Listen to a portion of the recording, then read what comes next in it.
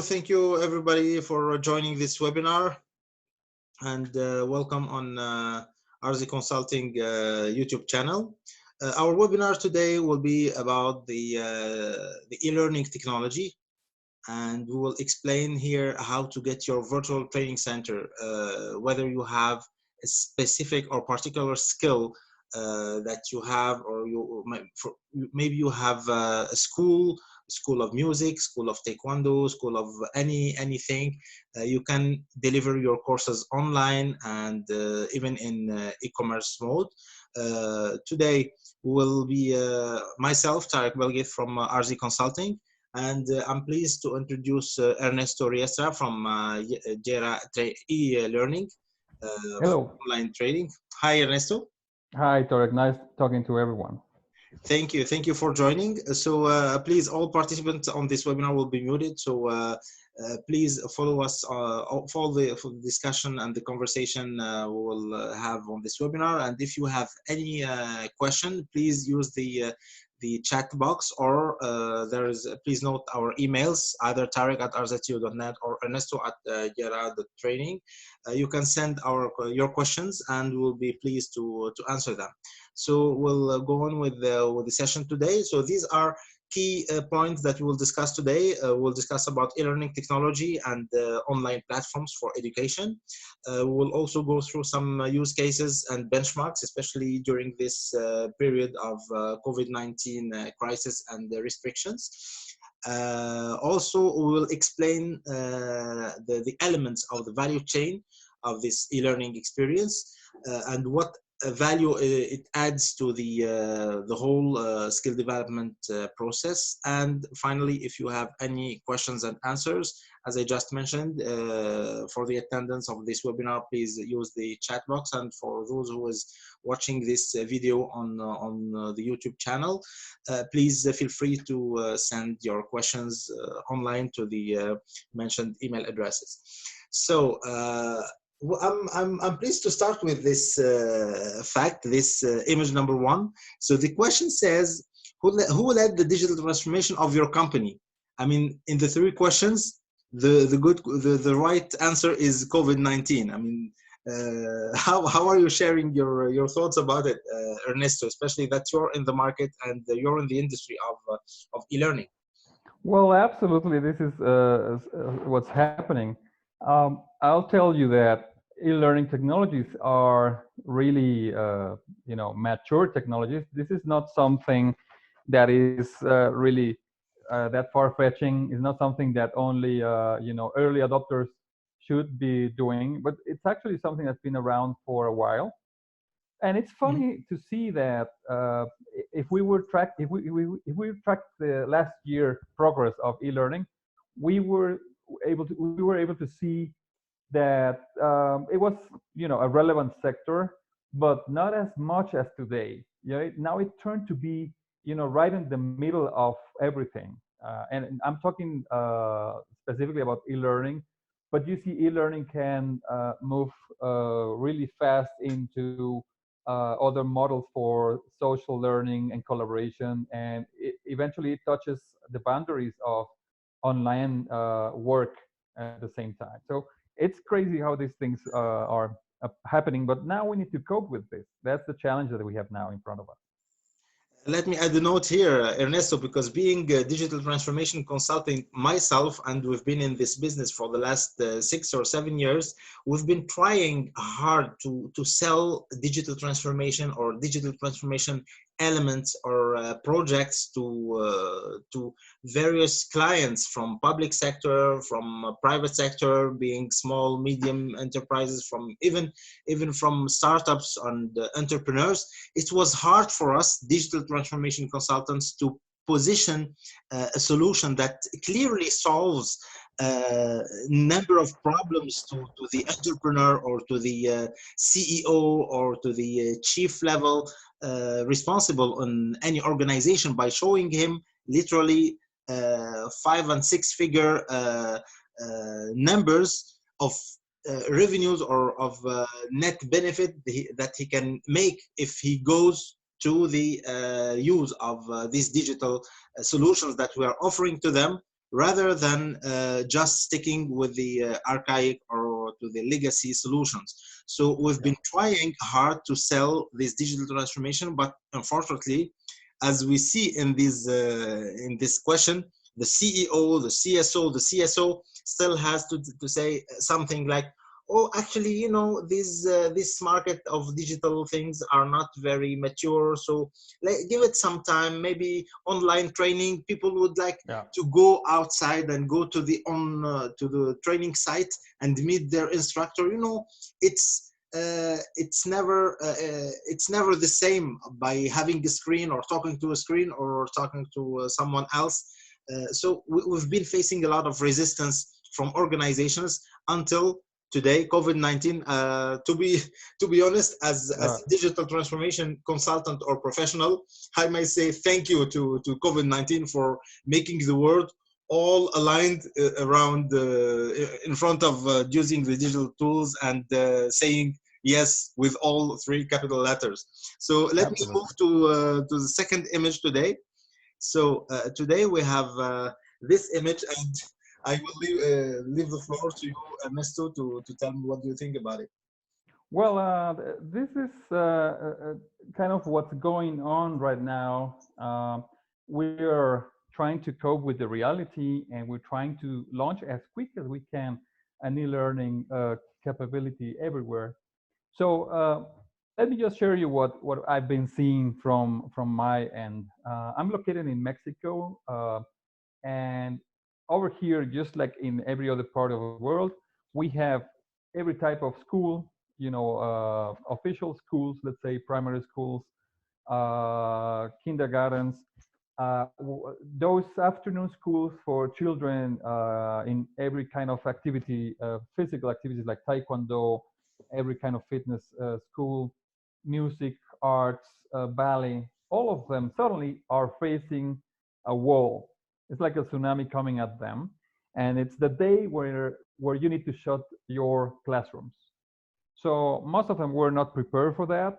Specifically here in Mexico, we were getting some of those schools were getting the idea that this is temporary and we were going to go back in a couple of weeks. So no need to, you know, plan for anything. Then after those 2 weeks are expired, then they figure out that this is not going to, you know, resolve quickly. And then you start listening at horizons where maybe it's going to be 2 months or 3 or more months, and then people start panicking.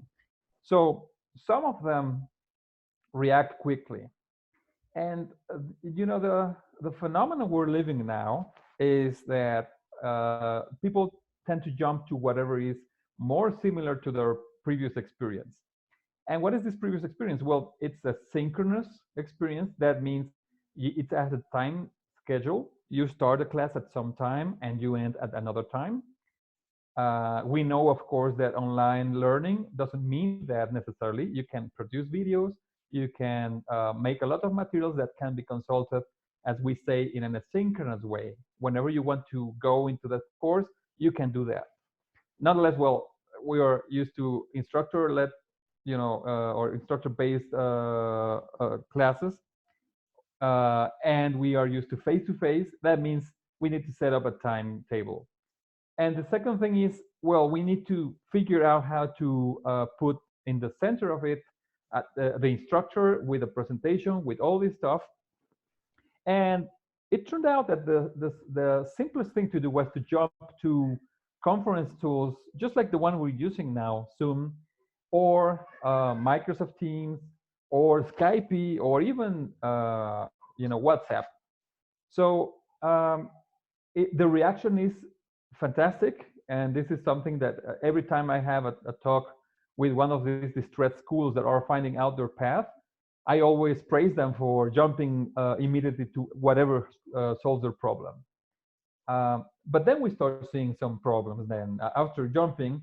And I like this image because it's like, okay, you put the benches, you put a board, and now we're ready to go. Fantastic. And then you start your class, and it will work perfectly for a while. And then if you're here in the forest, like in this example, then you are going to see a bear coming or you will see some, animal looking around, and then you start seeing that, well, I think we're not that safe now anymore. And this is what's happening. You've seen the news with the Zoom bombs. Yeah.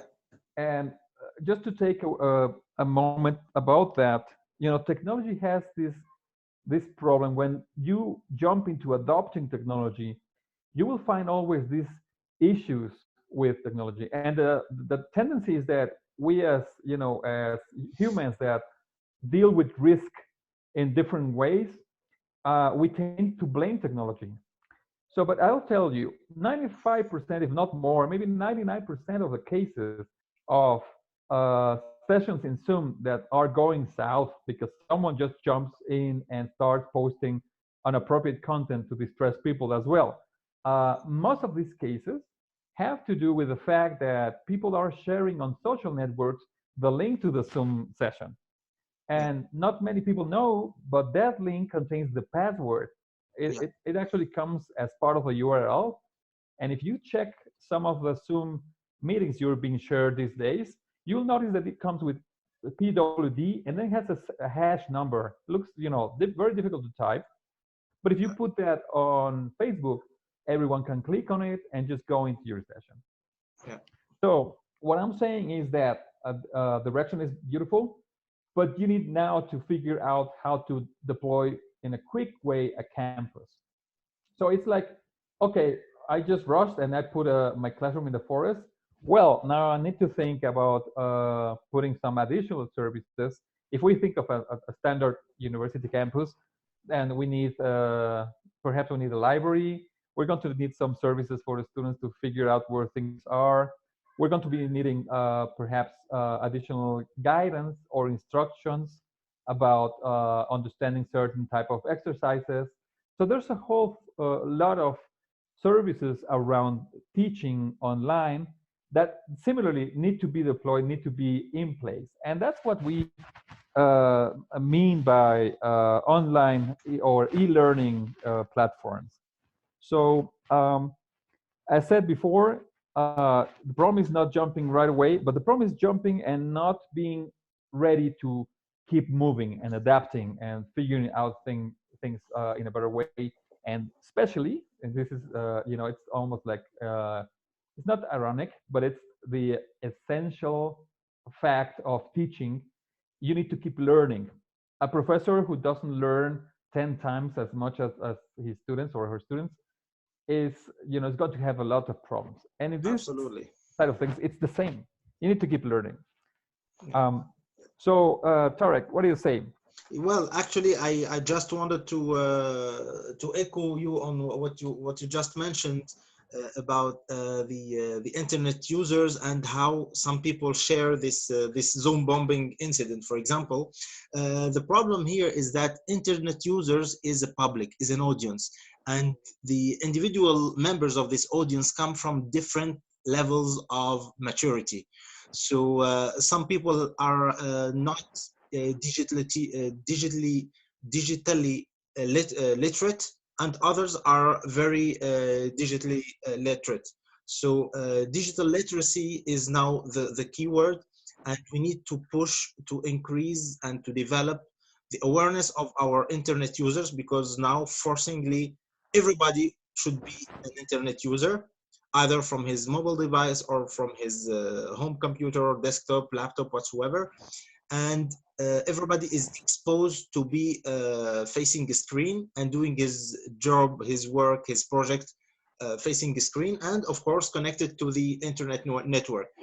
So here I just wanted to echo that the keyword today is to develop as much as we can, be it for small business owners, entrepreneurs, startups, retired people, any kind of internet user. And everybody today is an internet user. We need to push the internet and digital literacy. So let's move to our core topic today. I think we've been spending a lot of time talking in the adjacent things. So e-learning is the technology which is the star today. All lights are on e-learning and on remote connection. instant messaging and video conferencing, etc. And I would like to say that starting today, or not today, starting this period of COVID-19, and I hope this will be the last pandemics that come in our lifetime, acquiring skills will never be the same again. What does it mean? I mean, this COVID-19 brought us a lot of, practices that are alien to us, like the social distancing. I don't think that social distancing will disappear after COVID-19. We are people that greet, that shake hands, that hugs, that kisses. This is the human warmth. This COVID-19 brought this human warmth away, and everybody now is watching. Okay, please keep a step aside. Please keep 2 meters, etc. This might increase the hygiene kind of aspects in the human relationships, but it will never go away after COVID-19, in case COVID-19 will disappear. So let's start with our topic, and I'd like to ask you, as a professional and as an expert of e-learning, Ernesto, what's actually e-learning? What is, I mean, in a nutshell, because we will go in the next slides, we'll detail the e-learning and the components, etc. So what's e-learning? Well, e-learning is, in the broadest sense possible, the use of technology or digital technology for to reinforce the learning process. It's not exclusively related to distance learning or online learning. So the term distance learning is now falling into this use. It's no longer a correct term, Yes. but it has to do more with online learning. Now, the origins of e-learning come from aeronautics, and specifically the first tools that were used for teaching pilots to understand a system for a plane and to be able to fly a large aircraft. Simulators, right? These were actually the first e-learning platform. Absolutely. So if we go back in history, we'll see that e-learning is an old technology. It's been there for ages. I even remember when I was a kid, I remember seeing one of the gadgets of my favorite uncle. He was an aeronautics engineer, by the way. And he was the person that introduced me to computers when I was 8 years old. And I remember he had an amazing language book where you had, maybe some of you might have seen that, but it was like a pen, and there was like a teaching book for French and Spanish. And it was basically a kind of quiz set that you could use to learn. And there was, a set of questions at the end, and then you have some spots. Well, these spots were made of the same kind of color ink, but one of them was conductive and the other wasn't. So when you point your special electronic pen to that book, it will light kind of a small bulb light or LED light, green or red. And for me, it was like magic. It's the first time I was in contact with what we could call e-learning. We were using electronics to learn, and there was a kind of a feedback that was into this magic that now a physical book is turning into something else with the lights. So now e-learning is, of course, let's say a predominant technology. But notice that we still are, in a stage where we differentiate face-to-face courses from e-learning courses. So now I talk about the past, but I want to point out what's going to happen in the future, and that's what I think is going to, very soon is going to be occurring. The more we move into these technologies, the frontier between proper online distance learning and face-to-face or instructor-led based learning is going to disappear. And this is what we call blended learning. This is still a term that tries to justify the fact of using different tools and still make some stress on the learning process. But this is, when it disappears, we're just going to be talking about learning And it's not going to be any more E attached to the learning process. It's going to be, having a diploma from an online university is going to be as valuable as having a diploma from any Ivy League university that provides today mostly face-to-face training. So then e-learning has a lot of varieties. And let me just take a few minutes to describe some of the acronyms you're going to come across when you see e-learning platforms, tools, or solutions. One of them is LMS. It's very common to talk about a learning platform as a learning management system. It is similar to a CMS, a content management system, like the ones we know before as WordPress or any kind of platform where users can prepare and curate content and display that for a public. Um, so LMS is a concept that means you have a centralized system where you're collecting all these learning experiences, and then you're able to do at least 4 things. Every learning has the possibility to do 4 things. The first thing is you can configure the e-learning platform to have a certain image or this layout. So all of them allow you to change in a way or another what's displayed to the users, how it is displayed. If you want to add a logo, or if you want to add a certain university identity because you want to make very clear that you're now on this or that campus.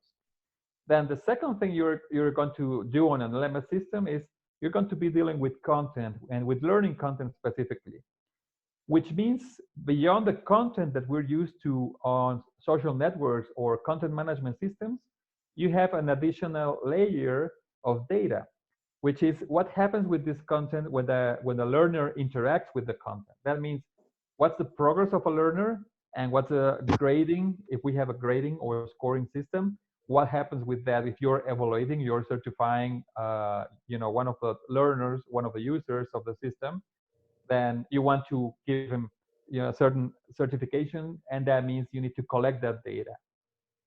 Then the third thing that's pretty obvious is you need to deal with users and with user access.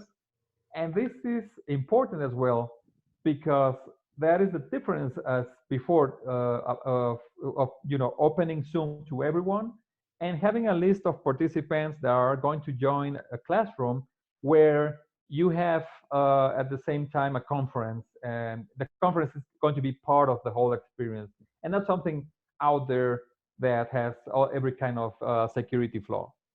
And the fourth thing is reporting.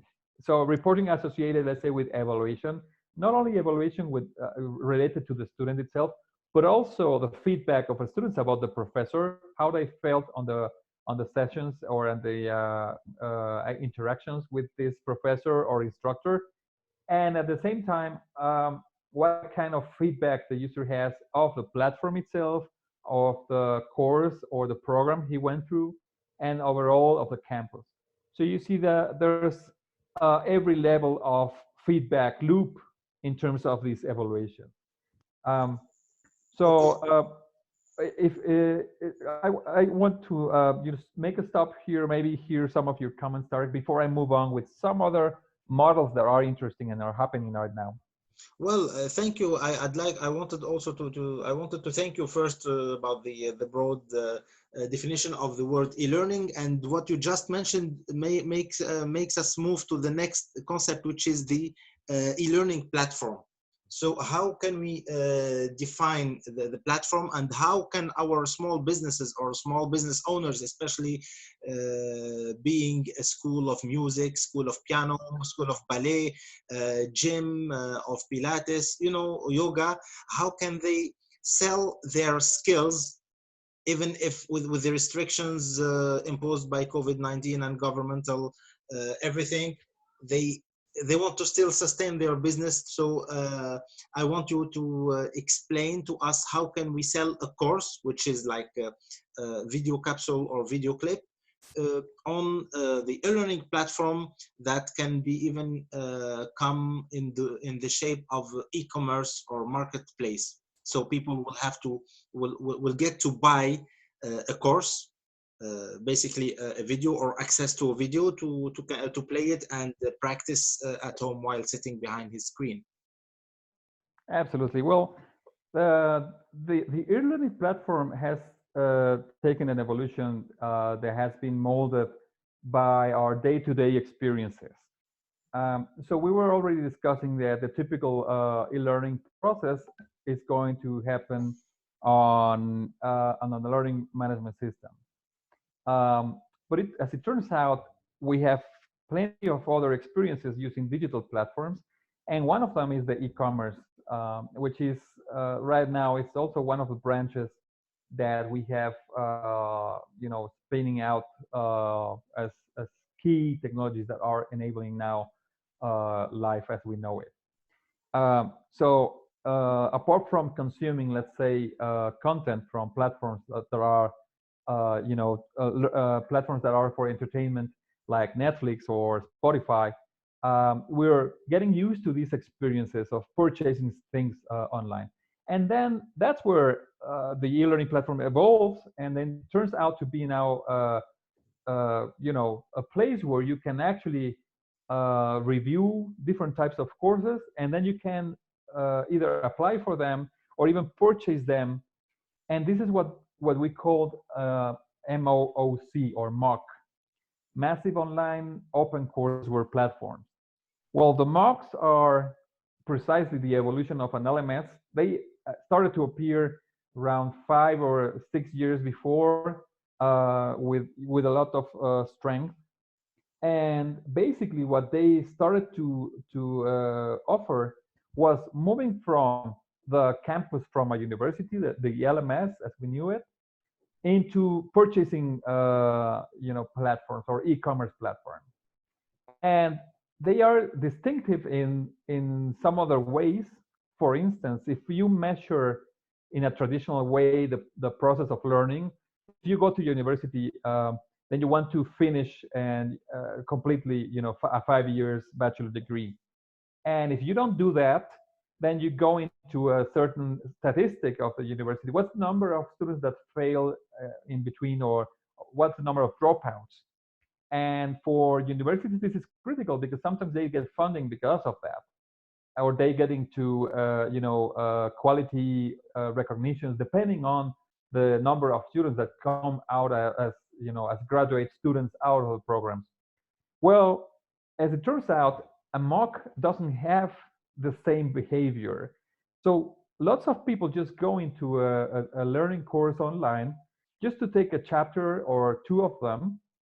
And it's typical that someone is, in the case of continuing education, you have professionals that just are out of the university or out of the college, and they're just working today. And suddenly they just face a problem at their jobs, and they need to solve that. So they go around and ask people they know, they search the internet, they browse stuff, they look at YouTube videos, and sometimes they find these MOOC platforms, and they see, hey, this is a whole course about my specific problem. I'm a mining engineer working in South Africa, and I need to know about ventilation in mines. And this is something you don't find that often. But hey, there's a university that's offering this course specifically. But guess what? This is part of a larger course of mining. Well, I'm going to take this course, I'm going to buy it, and I'm going to take the chapter of ventilation. That's the only thing I need. And I don't feel bad because I didn't get the diploma at the end of the course. I didn't get a certificate, but it's okay. I can come back later on, and maybe with more available time on my end, I'll be able to take the rest of the modules. So this is really turning things upside down for universities. Then suddenly you have a substitute for learning that wasn't there, and that is now competing against college diplomas or college degrees. And then you see the reaction of universities. It's very interesting because now you start seeing them joining the MOOC revolution as well, launching their courses. The most active university I've seen in this sense is MIT. They have the MIT Open Courseware initiative, where you can go and take lectures on physics or engineering or quantum mechanics and beautiful stuff for free, absolutely. And they follow, it's actually it's a video recording of lectures. So it's again they're following traditional lectures and bringing them out to any person in the world. And it's fantastic to see this because as soon as someone takes a step, it it produces waves in the ecosystem, and then other participants on this ecosystem start reacting as well. So the future is, I think, it's really promising because we're going to start seeing this knowledge coming out and being more available to everyone. Yeah. And this is actually what today a typical e-learning platform would have these facets of, it can be massive, thousands of students can take one course that you publish online. And sometimes you can really, be very successful and have a course, maybe a very cheap course that's $10. But if you have 100,000 of users taking that course, then you're going to be a millionaire just because of publishing this very very simple course that's useful for a lot of people. Absolutely, Ernesto. So here we can understand that our small businesses and entrepreneurs can simply go for their own, for example, training, virtual training center, and they can record themselves giving the courses or the training in front of their camera. Then just put it as an object to buy, put the price in dollar figures, and link it to their payment method or payment gateway, be it MasterCard, PayPal, Interact, e-transfer, whatsoever, and share it with people that might be eventually interested in buying this. And this, of course, introduces us to what we call the LMS, learning management system. But just before that, if you would like to mention a little bit the rise of Zoom, though they were facing a lot of problems recently because of the Zoom bombing thing. Can you just in a few words mention what you can share with us about the Zoom case and the integration of teaching experience with the Zoom? We know that Zoom is live teaching, but we can of course go for webinars and recordings that we can upload to either YouTube public platform or a private platform for some kind of universities and schools. So how are you? How can you explain more of this Zoom case in the e-learning arena? Well, Zoom is an interesting, phenomenon happening now. As said before, when you're faced with the need to jump, and it's like half of the society is jumping into this, then you'll figure out what's the fastest path. And for some reason, Zoom turned out to be one of these solutions. So you have a lot of people coming into the platform for doing everything, and education is not the exception. So we discussed already some of the things that I think and are really great to see. People that feel emboldened and willing to move on, finding this path. Well, it's amazing. And as said before, the problem is that it's unstructured, and then you can have a lot of issues with security if you start sharing this, everywhere. So that's where we have the need of a campus. So let me tell you some of the cases we've been exploring, and many learning platforms are moving into this. Um, Basically, the idea is that if you're able to provide a campus, that means people will get into your campus before going into a Zoom webinar or a Zoom room or meeting. Uh, this will give you an extra layer of validation, because in order to be in your campus, the person needs to be already enrolled into a course. It could perhaps go into an e-commerce system. Maybe you were offering a course online where you are going to have videos, you're going to have PowerPoints and other exercises, quizzes, interactive experiences, and at the same time, maybe you have a couple of Zoom sessions interspersed in your content.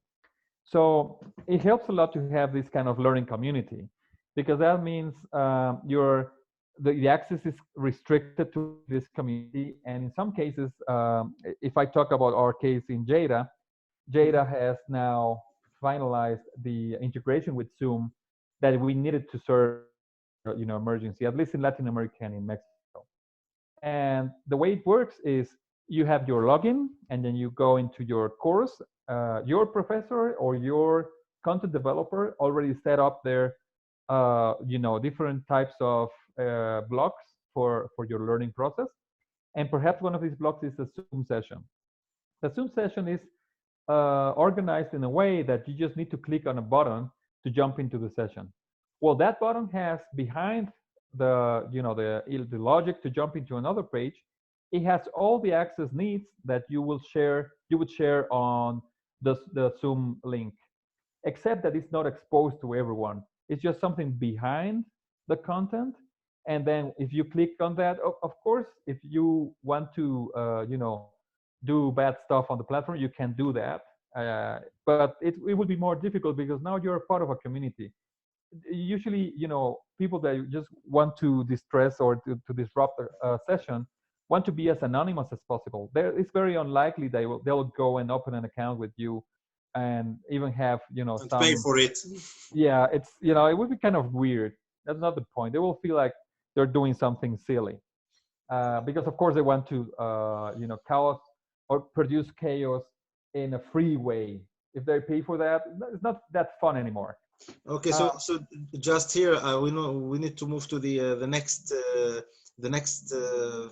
slide, which is about learning management system and how we can talk about these the elements of the value chain, user content, and learning management when we are talking about e-learning and learning skill development, the development of the skills remotely using the digital tools online.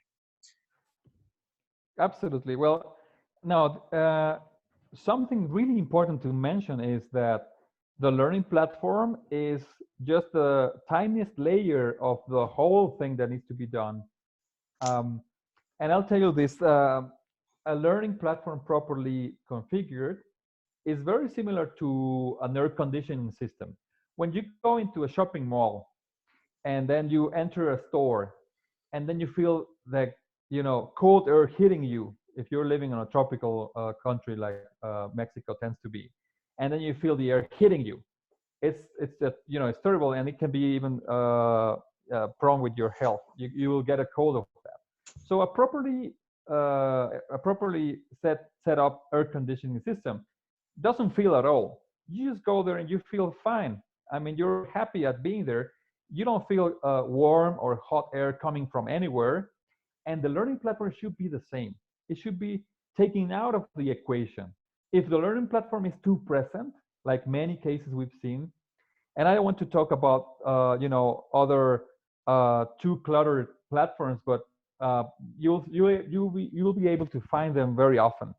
Platforms that have every kind of module there, have a calendar model next to the content, and right up there you have messages, and you have all sort of widgets and stuff. What's the problem with them?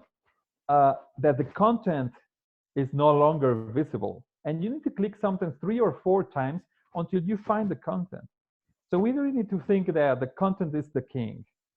And in terms of budget, content is going to take like 90% of your budget. The platform should be really cheap.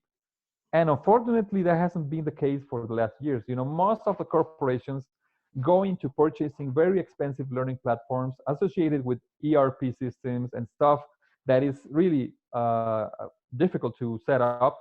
They need the change management process because it's such a complicated system that we really it's not only about training people. We need to give them therapy. It's so complicated. And then the content comes eventually at some point, and usually when it comes, the budget is just depleted. You don't have any money any longer, and then you need to put whatever you can do. So then people start suffering about that and say, yeah, I took the course, but I didn't like it that much. So in balancing this, I would say that putting the learning management system on the side seat as an enabling technology, but only that. It's only a channel. then the learning content is key. And learning transformation is also related to the digital culture. What is the effect of learning transformation on learning content? The effect is dramatic in the sense that now we can produce on our mobile phones videos. We can use a lot of tools online to make these contents. We don't need to go to a TV set to do a video, and we don't need to do a lot of post-processing of the videos, to have something reasonably communicative and something that's fantastic for learning, gives you a great experience. We just need to take into account what's happening with layers of people that are now doing YouTube channels without any effort. I mean, just look at what children are doing with these tools. I mean, very young people just go in and start broadcasting their lives, and they use tools that are very easy to use, set up to launch a channel. They have an intro, they have music, they have everything, and sometimes they just do it from their mobile phones. So you see all these generations of tools. They also relate with a culture, a digital culture that we need to adopt from for a more agile content development. Now, if we take these three things into account, it will basically just leave us with the question: when are we going to start? It's no longer a matter of expensive systems or complicated process of content development or having to convince a whole organization. I can start on my own. Today I can find a platform, and I don't need even to hire anyone to produce the videos for me. If I find the right tools, I'll be able to post them. And even if I don't find beautiful tools, with whatever I have at hand, I can start launching, and then I can iterate. As soon as I have a first people coming into my courses and even paying a first dollar, then that means I'm already in motion, and then I can improve from there. Well, and Ernesto, just to highlight that the any LMS, any learning management system, provides us with the myriad of functions that functions, and especially the data analytics, the reporting functions that is really providing businesses and even organizations with decision-making tools where we can manage the employees and assess their knowledge or mastership of the matter or of the subject matter. I'd like also to move to the next slide, because we started receiving some questions, but I think this is the last one, but we have a couple of questions here from some of our attendants. So we have a question from Andrea, who says, is there a limit for the number of students in the virtual class? Well, let me tell a couple of things about that. Currently there's no limit for an audience. Just like when you publish a song on Spotify, you can have tens of millions of listeners. It is just the same on learning platforms. Now, something is shaking the world right now. COVID is shaking the world, and it's showing us that the globalization is also part of a problem. So the epidemics is just the excuse to start showing us some issues that are wrong with this globalization. We're just flying like crazy everywhere in the world. We want to make the world just like a small town, and we can do that, but it doesn't need to take kerosene to be burned, or engines polluting our environment. We can do it online. You can be everywhere online. So it's great that we can have this massive access, but I'll encourage you to look into your local communities. I mean, there's a school next door where there's a fantastic professor, and it turns out this professor is not moved by the economy of consumption, and he's not going to jump into a platform that's going to tell them, hey, why don't you put your course here and you get millions of users, and then you go on vacation forever and you retire. Why doesn't? Because he is a professor, he loves being in touch with people, and sometimes these professors or these teachers will just have 5 follower students. They're going to put their lives in helping these guys become proficient in Taekwondo, for instance, and they just want to communicate with them. And guess what? The students just love not to go into a master class given by a Nobel Prize with whom they don't have any relation. They prefer to go to the corner school with this professor that they can talk to and they can establish a relation. And this is beautiful. So Yeah, what I believe is we should be looking more into these local opportunities. yeah, but I think here, I mean, the answer for Andrea, and thank you. So there is no limit for the number of students. Of course, this depends on the platform that you're going for. Some platforms give, I mean, simultaneous students up to 25, up to 50, up to 100.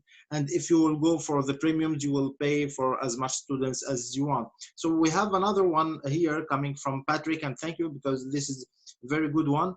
Does the e-learning platform give me reports that gives details of the duration the student spent on the course or on an individual exam? Well, most of I the platforms think will we are give going you. into technicalities here from of the e-learning platform. Yeah, yeah, and it's okay. I mean, it's we need to take also in account the following thing. Platforms will give you all sorts of metrics. So you can get the user engagement. You can take an average of the time people spend on a certain content, or even if you go down into a quiz, you can take the time an average person would take for answering a specific question and how many times they answer it right, what's the probability of answering it wrong, and it'll give you all sort of data that you can use then to feedback your course and improve things. Um, but eventually we need to be careful because every evaluation system has they have an upside and a downside, and we know that from school. I mean, sometimes we were facing an exam and we thought, hey, I nailed this lecture. I just answered everything perfectly, and then for some reason you don't get the grade that you deserve. Well, this happens also very often in online platforms. So what's the way of having a compromise between using these evaluation tools and the metrics and having a closer evaluation look? In between, I would suggest to use different types of elements. So if you just stick to questionnaires, you're going to be missing part of the interaction with people. You can have discussion forums, for instance, and then you will see people, maybe they were failing the exam, but they are really proficient in helping others and putting their comments there and exchanging with others on that type of, more kind of the social learning aspect. And at the same time, if you open up opportunities to exchange with the professor, with the instructor, it would be much better for everyone to keep up with the learning process. Great, wonderful. So thank you. That was, I think, a very good answer. And we have a question from Todd here, who said, "Is it possible to make updates on the course materials, and can the students download them and use them offline?" And the second part of the question is that, is there business, I mean, some examples of businesses that are currently using any platform, if you want to give some names of the platforms, including Jada, and how are they making revenue out of it? So the first part, let me just go back to the first part, which is the possibility of making updates and allowing students to download. And the second part is about the examples. Very good. So, well, the standard process for launching a course implies that you work top down. That means you first establish a course name and then you start building the blocks of this course. What's going to be if you have chapters, you build them. If you have certain contents, then you decide which kind of interactions you want to have. I want to have a video. And then every chapter is going to have as well some interactive material like HTML5, and then I'm going to put a text there and maybe a quiz. So you decide on that structure and then start, developing everything. So usually you build all of that and then stop building and launch the course for a certain group of students. Now, there's two things about that. The first is you will need to do changes once in a while. So the courses are not static. unless you're dealing with something like classical history, Historical.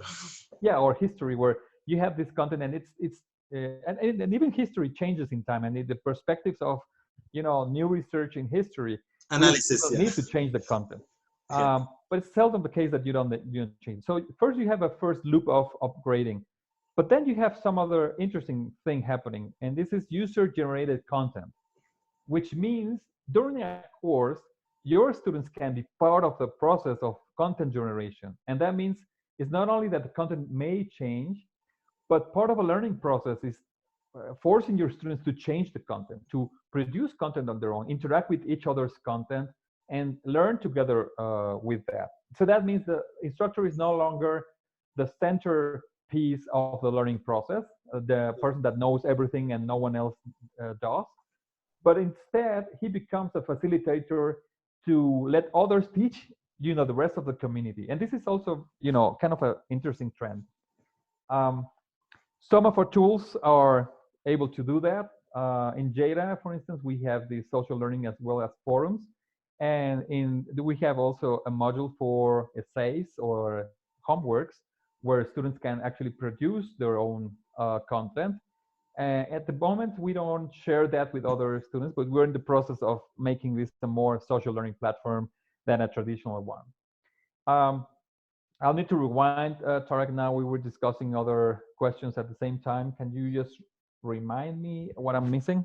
Yeah, just I think you were talking about the examples of individual tools. So you mentioned Jira. We can also, I think, there are other examples like Coursera, but Coursera, I think, is something dealing only directly with universities and getting certified courses. And here we'll jump to the question of Vanessa, who is asking whether there is a way to get a certificate that is recognized by government or by any employer. I mean, kind of earned online, but something that the potential employer, if she's, I can understand here that Vanessa is looking for a job, that the future employer or the potential employer will take it like seriously or take it as an official degree, but while she earned it online.